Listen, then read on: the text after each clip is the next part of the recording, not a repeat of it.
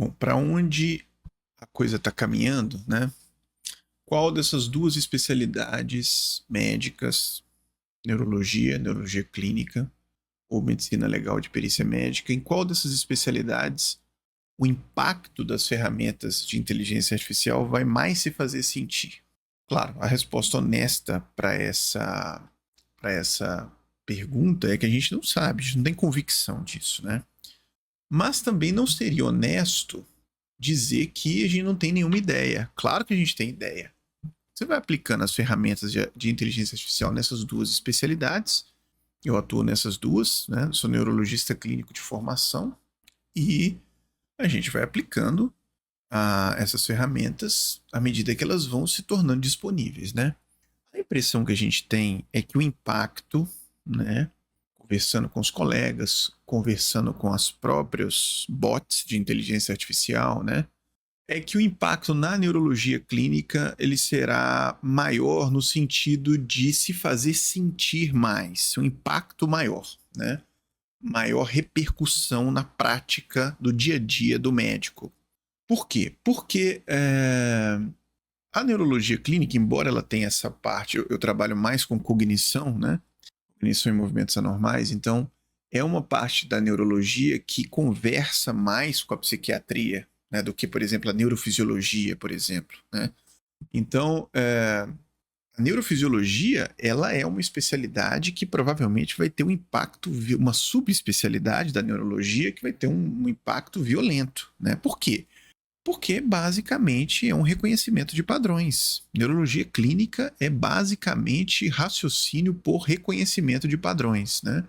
E você não vai precisar do médico mais para fazer, por exemplo, uma eletroneuromiografia, muito menos para interpretar os dados daquilo ali à luz dos dados que estiverem disponíveis acerca do paciente, né?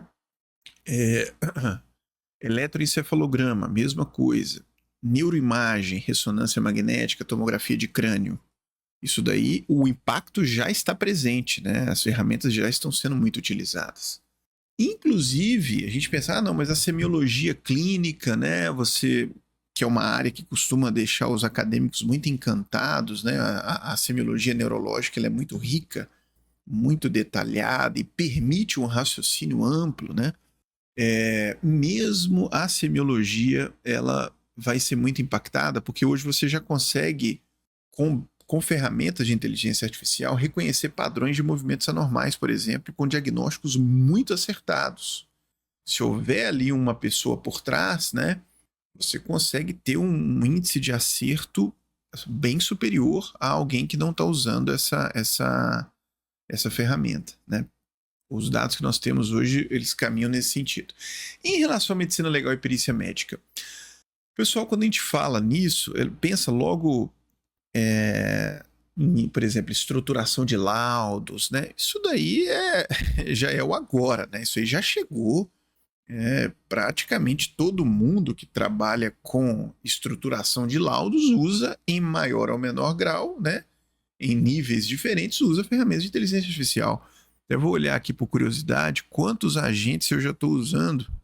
Eu até acho que eu estou exagerando um pouquinho, porque se você começa a usar demais, né, você começa a criar no processo de trabalho mais pontos para serem analisados, né? Isso pode atrapalhar. Eu já estou usando 1, 2, 3, 4, 5, 6, 7, 8, 9, 10, 11, 12, 13, 14, 15, 16, 17 agentes de IA, né? Cada um dedicado a uma função. Aí eles dizem que, né, que o futuro disso aqui seria integrar esses agentes e tal, né?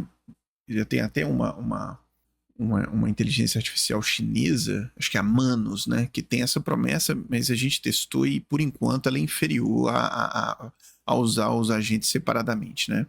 Bom, então, essa questão aí da estruturação de laudos já chegou, então não precisamos contar com isso mais. Qual que é o ponto da medicina legal e perícia médica que é o ponto mais crítico? É o ponto de julgamento crítico e a questão ética de quem assina aquele relatório, aquele laudo. Esse é o ponto. Isso não vai ter como substituir isso daí. Primeiro, na hora de estruturar o laudo, né, e fazer o julgamento crítico, né? Vocês já devem ter feito essa experiência, né? Não só os médicos que trabalham com perícia, mas os próprios advogados, né? Você tem ali uma massa de dados e você pode orientar a ferramenta para guiar para pontos conclusivos diametralmente opostos. Por exemplo, vamos supor que eu estou analisando um caso de incapacidade numa causa securitária, né? E eu quero saber se aquela pessoa, ela primeiro tem uma incapacidade permanente laborativa, por exemplo, e quero saber se em que momento que se deu aquela incapacidade, né? Para que o julgador, com base nisso, ele verifique, né? Julgue se o indivíduo lá, o autor, por exemplo, faz jus ou não a um determinado, aquela causa securitária lá. Beleza. Com aquela massa de dados disponíveis ali, acerca do exame clínico, do histórico, dos dados relativos a medicamentos, cirurgias e tal, eu posso guiar a estruturação do laudo com base em inteligência artificial para incapacidade total e para capacidade laborativa, com os mesmos dados. Ela pode torturar os dados, vamos dizer assim, né, em algum nível, e levar a coisa para um lado ou para o outro. Então, esse ponto do julgamento crítico, ele ainda é do ser humano, né? E não tem como teria que mudar a legislação para você modificar isso aí. É a questão ética, né? Também, obviamente, né? De você analisar aquilo ali à luz das condições biopsicossociais e à luz das circunstâncias em que aquilo se apresenta, né? Então, o ser humano é ele e as suas circunstâncias, uma mesma circunstâncias com dois indivíduos diferentes, duas conclusões diferentes, né? Você estava vendo uma reportagem recentemente agora, coisa bem recente, né? Deve ser questão de dias aí, de uma cirurgia que aconteceu em Curitiba agora, creio que pelo Sistema Único de Saúde, né? Pelo SUS, em que o rapaz foi submetido a uma cirurgia de hernioplastia inguinal por videolaparoscopia remota, com o médico cirurgião estando no QAIT.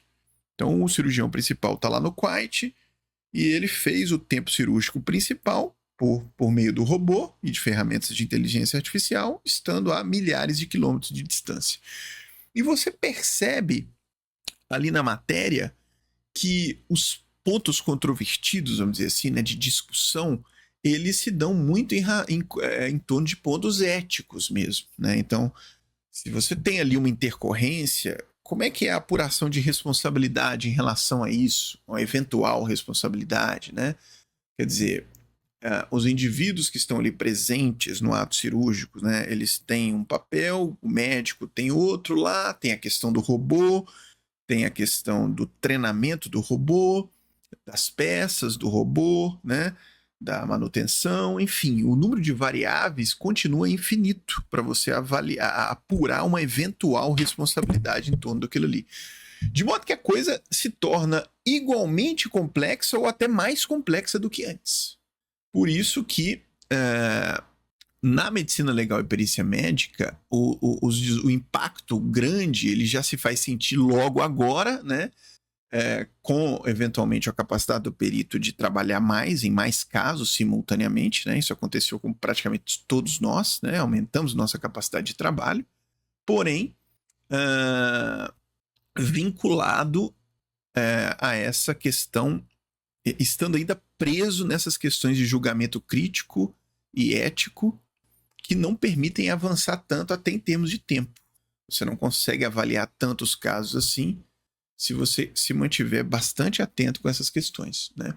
Enfim, eu não sei se vocês concordam com isso aí, deixem nos comentários se vocês acham que essas especialidades clínicas têm mais ou menor impacto da inteligência artificial do que a medicina legal e perícia médica. Claro que eu puxei mais essa questão da perícia médica, né, do que do trabalho, por exemplo, de um legista em sub-áreas criminais, né, que a gente não tem experiência particularmente nessa parte, né. Tá joia, pessoal? Até um próximo vídeo, se Deus assim o permitir. Forte abraço.